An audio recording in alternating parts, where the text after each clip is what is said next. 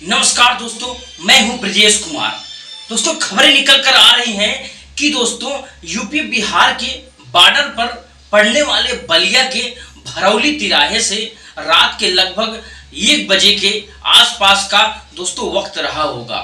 दोस्तों, यहां 24 और 25 जुलाई 2024 की रात की बात है। दोस्तों, वहां पर रोज की तरह ट्रकों की लाइनें और पुलिस कर्मियों और दलाल वसूली में व्यस्त थे। दोस्तों, यह उनकी रोज की दिनचर्या थी। दोस्तों, इसी बीच एक ट्रक से जींस और टी शर्ट में 2 व्यक्ति नीचे उतरते हैं और पुलिस कर्मियों को दोस्तों देखते हैं, दलालों को पहचानते हैं। पुलिस कर्मियों और दलालों से अपना बालू से भरा हुआ ट्रक निकलवाने के लिए और भाव और ताल मोल करते हैं, जिसके बाद दोस्तों बात काफी देर तक बनती है। बात होती रहती है, लेकिन किसी को भनक तक नहीं लगती। लेकिन कुछ ही देर बाद एहसास हो जाता है कि मामला कुछ उल्टा फुल्टा है। दोस्तों, फिर बलिया के भरौली तिराहे पर अचानक ही पुलिस कर्मियों और दलालों के उस वक्त होश उड़ जाते हैं। दोस्तों, जब उन्हें एहसास होता है कि उन्हें बड़ी संख्या में पुलिस कर्मियों ने चारों तरफ से घेर रखा है और दोस्तों जींस टी शर्ट में एडीजी वाराणसी पीयूष मोडिया हैं। दोस्तों, वही दूसरी तरफ डीआईजी आजमगढ़ के वैभव कृष्णा हैं। दोस्तों, इस अचानक से हुई इस छापेमारी से भगदड़ दोस्तों चारों तरफ मच गई। फिर किसी को कुछ समय आता और आनंद फानंद में दोनों पुलिस कर्मियों को दोस्तों पकड़ लिया गया और लगभग 18 दलाल मौके पर भी पकड़े गए। कुछ लोग भागने में कामयाब रहे। चूंकि अंधेरा था तो इसलिए दोस्तों सड़क पे खेत की तरफ तमाम लोग भागे और पुलिस कर्मियों ने दौड़ाया तो कुछ पकड़ भी लिया गया और अचानक ही पुलिस कर्मियों और दलालों के होश उड़ गए, क्योंकि उन्हें एहसास भी नहीं था कि इतनी बड़ी संख्या में कोई उनकी छापेमारी करके उन्हें घेर चुका है। दोस्तों, बाद में जब वह कुछ समझ पाते तब तक पता चला कि ट्रक से उतरे हुए जींस और टी शर्ट और बिल्कुल टाई में 2 उनके बड़े अधिकारी, जिनको देख करके वो सन्न रह गए और उनके तलों से पैरों के तले से जमीन खिसक गई हो। दोनों ही अधिकारी बक्सर से एक ट्रक में चढ़कर यहाँ पहुंचे थे। अचानक इस छापेमारी से भगदड़ मचती है। दोस्तों, सिर्फ 2 पुलिसकर्मी ही पकड़ में आते हैं और दोस्तों फिर आनन फानन में पूरे जिले की पुलिस वहां पर खड़ी नजर आती है। देखने का नजारा ही कुछ और था।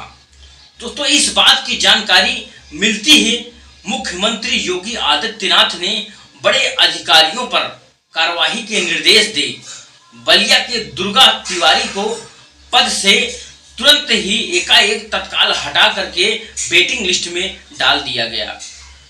और दोस्तों इसके अलावा दोस्तों वहां के सीईओ तत्काल प्रभाव से निलंबित कर दिया गया और दोस्तों वहीं पर दोस्तों विक्रांत वीर को तत्काल बलिया का एसपी बनाकर वहां पोस्टिंग दे दी गई।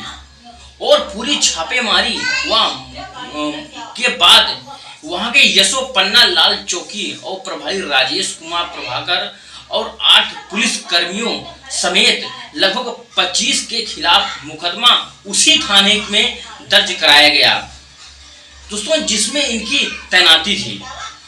दोस्तों, फिर थाना अध्यक्ष सभी 10 पुलिस कर्मियों को तत्काल प्रभाव से निलंबित कर दिया गया।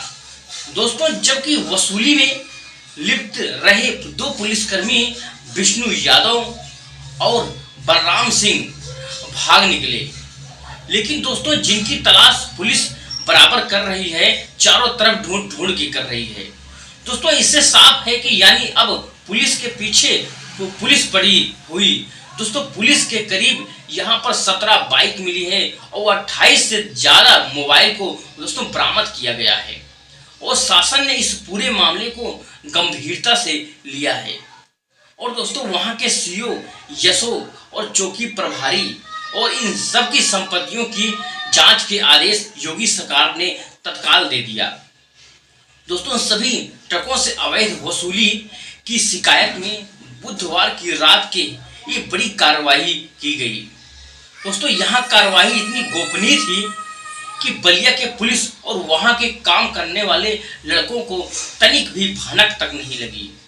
दोस्तों, वहाँ के बलिया पुलिस को विश्वास में नहीं लिया गया। दोस्तों, जो भरौली तिराहा वहाँ नरही थाना क्षेत्र में आता है और इस चेक पोस्ट पर चौकी के पुलिस कर्मियों की दोस्तों ड्यूटी लगती है और यहाँ से बिहार के बक्सर की जाने वाली ट्रकों से सालों से अवैध वसूली की जा रही थी। और दोस्तों, मैं आपको बताना चाहता हूँ कि इसका जो आंकड़ा डीआईजी साहब ने दिया है वह बेहद चौंकाने वाला है और आप सुनकर बिल्कुल हैरान रह जाओगे। दोस्तों, ट्रकों से अवैध वसूली की शिकायतें अधिकारी को लंबे समय से मिल रही थी। बक्सर में माइनिंग होती थी दोस्तों, और उधर से ट्रकों में बालू, मिट्टी और कोयले को यहाँ ला करके डंप किया जाता है। दोस्तों, शिकायतों की पुष्टि के लिए अधिकारियों की पुलिस टीम के साथ वहाँ पर मौके पर पहुंचकर खुद देखा। और दोस्तों, वहाँ के डीआईजी वैभव कृष्णा ने यह भी बताया कि भ्रष्ट पुलिसकर्मियों को रंगे हाथ पकड़ने के लिए एडीजी और उन्होंने पहले से ही मौके पर जाकर के इसकी रेकी की थी। दोस्तों, खुद पुष्टि की थी, फिर योजना बना करके प्लानिंग के साथ पूरे छापेमारी की गई। दोस्तों, उन्होंने बताया है कि यहाँ से हर दिन करीब 1000 से 1200 ट्रक होकर गुजरते हैं। दोस्तों, हर ट्रक से यह पुलिसकर्मी लगभग 500 से लेकर 600 रुपये वसूल करते हैं। दोस्तों, मैं आपको बता दूं कि अगर 500 से 600 के प्रति ट्रक के हिसाब से जैसा कि डीआईजी साहब ने दावा किया है, उस मुताबिक लगभग 2 करोड़ के आसपास महीने की और सालाना की लगभग 3 करोड़ से ज़्यादा पुलिसकर्मी पुलिस वसूली करते हैं। यानी आप यह समझिए कि क्या कोई थाना अध्यक्ष सिर्फ एक जगह बैठ करके करोड़ों रुपए की वसूली करने के बाद भी बचा सकता है अपने आप को? दोस्तों, इस तरह से सवाल तमाम उठ रहे थे। इसका पैसा बहुत दूर तक दोस्तों जाता था। बताया जा रहा है कि इसका बड़ा हिस्सा बिहार पुलिस के थानों को भी दोस्तों दिया जाता है। और वहाँ के डीआईजी ने यह भी दोस्तों बताया, इस प्रकरण की जांच आजमगढ़ के एसपी शुभम अग्रवाल को दोस्तों सौंपी गई है। दोस्तों, थाना अध्यक्ष पन्नेलाल मौके पर नहीं थे और उनका आवास सील कर दिया गया है। और दोस्तों, पकड़े हुए पुलिस कर्मियों के नाम हरदयाल और सतीश गुप्ता और एडीजी पीयूष मोडिया और डीआईजी वैभव कृष्णा रात में करीब 10 बजे ही बक्सर दोस्तों पहुंच गए और वहां से सादे कपड़ों में ट्रक में सवार हुए भरौली आए। और उसने भरौली चौराहे पर देखा तो ट्रकों की लंबी लाइन लगी हुई थी। दोस्तों, वहां पर 3-4 पुलिसकर्मी पुलिस कुर्सी पे बैठे थे और एक व्यक्ति वसूली कर रहा था ट्रकों की। दोस्तों, उसके बाद दोनों अधिकारी चौकी के पास गए और वहां भी वसूली चल रही थी। दोस्तों, कुछ दूर जाने के बाद वो ट्रक मोड़कर फिर दोस्तों बक्सर गए और दोनों अधिकारियों ने छापेमारी की और योजना बनाई और फिर भरौली लौट आए। दोस्तों, एडीजी ने बक्सर में 5 पुलिस टीम बनाई थी और भरौली तिराहे से एक रास्ता गाजी का और दूसरा रास्ता रसड़ा और दोस्तों तीसरा बलिया की ओर जाता है। दोस्तों, सभी तीनों टीमों ने अलग अलग रास्तों पर घेरबंदी करके टीम में प्रयोग किए गए वाहन वाराणसी और प्रयाग और लखनऊ के नंबर वाले थे। यानी दोस्तों, किसी को कोई भनक न लगे, इससे पहले पूरी फुल प्रूफ प्लानिंग दोस्तों की गई थी।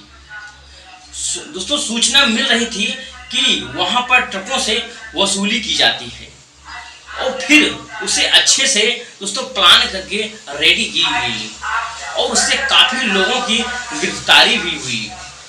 जो दलाली करते थे वहाँ के दोस्तों, वहाँ पुलिस के साथ साथ मिलकर 2 पुलिसकर्मी अरेस्ट हुए और दोस्तों 2 कांस्टेबल भी अरेस्ट हुए और फिर 3 पुलिसकर्मी उस मौके से वो तो दोस्तों भाग गए।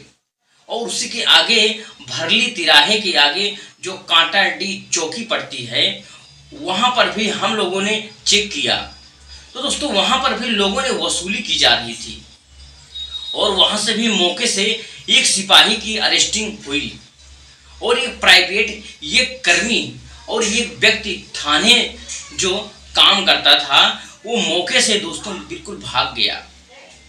दोस्तों आखिरकार इनके पास कितनी संपत्ति है और कहीं ऐसा नहीं है तो इन्होंने यहाँ पर लंबे समय तक रहते रहते इन्होंने बहुत सारा माल खजाना कमाया हो और जहाँ जहाँ भी इनकी संपत्ति चाहे इनके नाम पर हो और चाहे इनके रिश्तेदारों के नाम पर हो, दोस्तों किसी के भी नाम पर कुल मिलाकर इनकी जो जितनी भी संपत्ति चल अचल सबकी जांच पड़ताल दोस्तों होगी और जांच पड़ताल होने के बाद आगे दोस्तों जबरदस्त कार्रवाई होगी। दोनों दोस्तों प्रशासन यानी कि मुख्यमंत्री योगी आदित्यनाथ वो भी बहुत ही सक्रिय हो जाते हैं और वो भी आदेश करते हैं कि अगर कहीं पर कुछ इस तरह की बात मिलती है तो उसे किसी भी कीमत पर बख्शा ना जाए, सख्त कार्रवाई की जाए।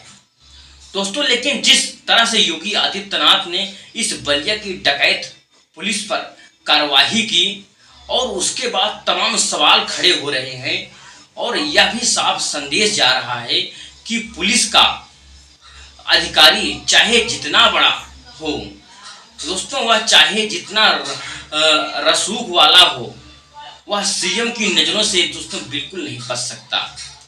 दोस्तों इस घटना से जो भी आपको सीखने को मिला है प्लीज़ कमेंट सेक्शन में ज़रूर जाकर बताएं। दोस्तों मिलते हैं किसी नेक्स्ट वीडियो में एक नेक्स्ट टॉपिक के साथ, तब तक के लिए